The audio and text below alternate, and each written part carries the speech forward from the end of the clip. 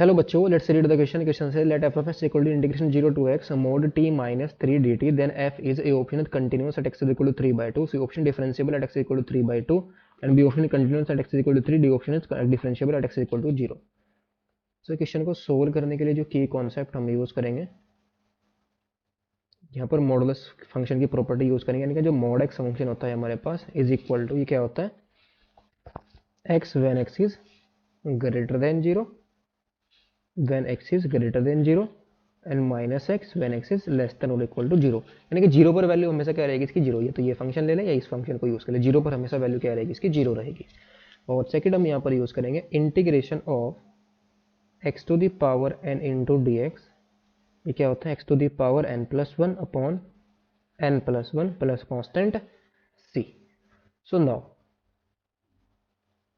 Question के अंदर हमें जो गिवन है f of x is equal to क्या है, integration 0 to x mod 2t minus 3 dt।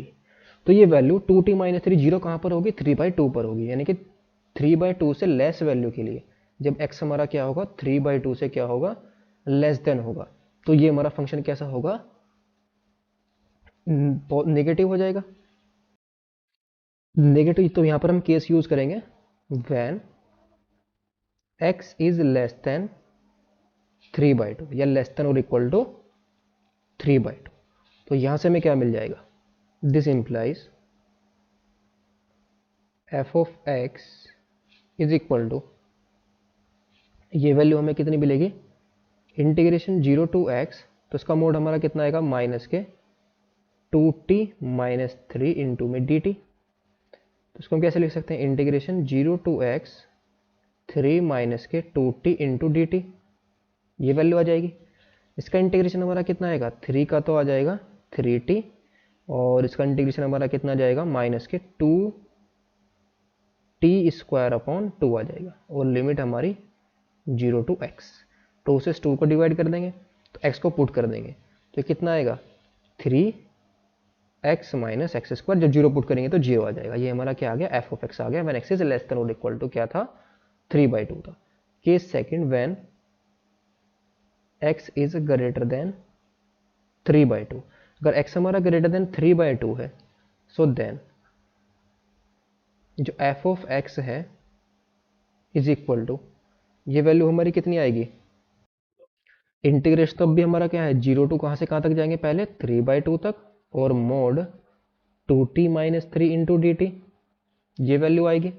और फिर क्या आएगा हमारे पास, प्लस के इंटीग्रेशन 3/2 टू एक्स, ऐसे हम जाएंगे, और mode 2t minus 3 into D T.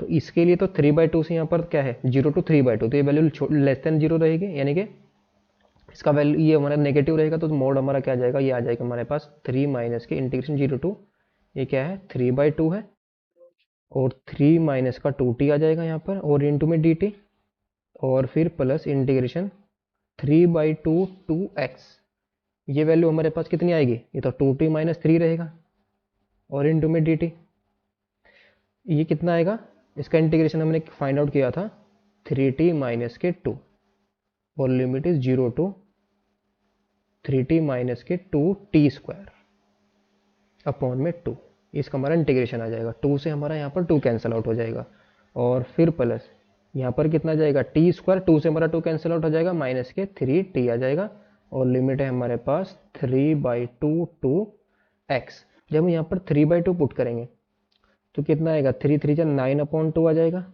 और माइनस के जब यहाँ पर पुट करेंगे तो कितना जाएगा, 3 3 जा 9 अपॉन 4 के इक्वल आएगा, और फिर प्लस जब एक्स पुट करेंगे तो एक्स स्क्वायर माइनस के 3x, और यहाँ पर कितना जाएगा, प्लस के 9/4, और सॉरी माइनस का आएगा 9/4, देखो लोअर लिमिट पुट कर रहे हैं तो माइनस के साथ, और फिर ये हमारा माइनस माइनस क्या हो जाएगा ये,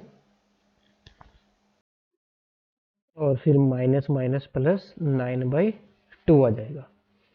तो ये वैल्यू कितनी आ जाएगी, ये 9/2, 9 माइनस 9/2, तो कितना आ जाएगा ये 9/2 के इक्वल आ जाएगा, और फिर प्लस का क्या बचेगा हमारे पास, एक्स स्क्वायर माइनस के 3x, बिकॉज 9/4 9/4, ये माइनस के 9/2 आ जाएगा, 9/2 प्लस 9/2, ये 9/2, ये 9 के इक्वल आ जाएगा, तो 9 माइनस 9/2, 9/2 आ जाएगा।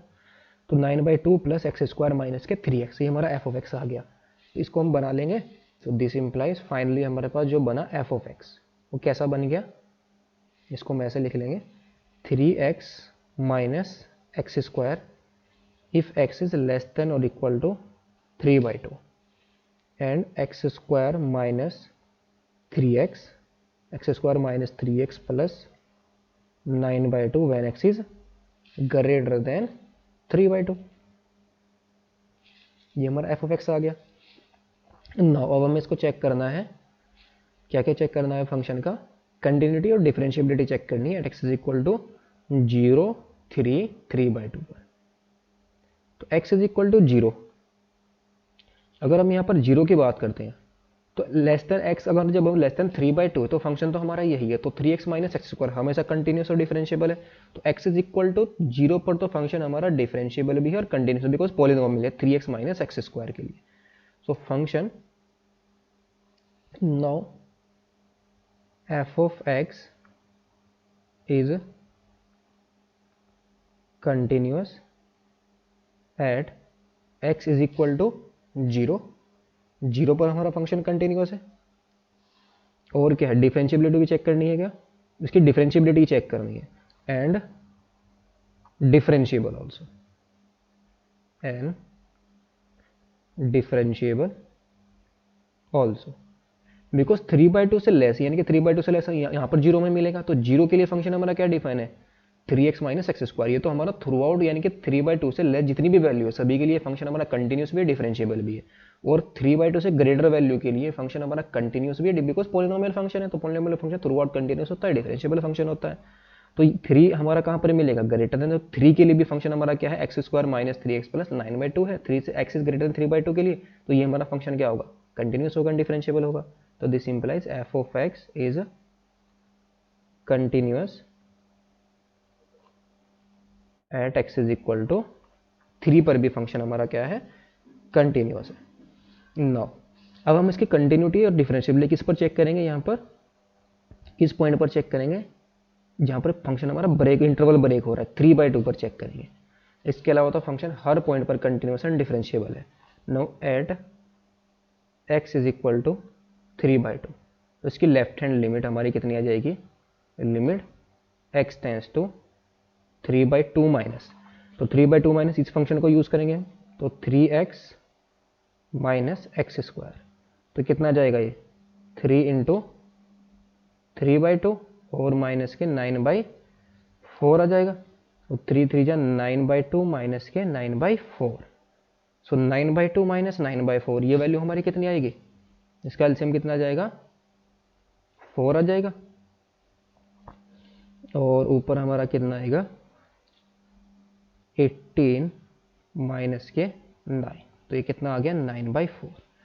नाउ राइट हैंड लिमिट हमारी कितनी आएगी, limit x tends to 3/2 plus, इसके लिए फंक्शन हम कौन सा यूज़ करेंगे, x square minus 3x plus 9/2, x square minus 3x plus 9/2। तो ये वैल्यू हमारी कितनी आ जाएगी, 9/4 माइनस के 9/2 और प्लस के 9/2, तो कैंसिल आउट हो गया, कितना आ गया 9/4 आ गया।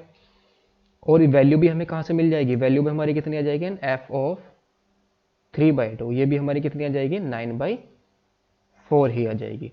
सो this implies f of x is continuous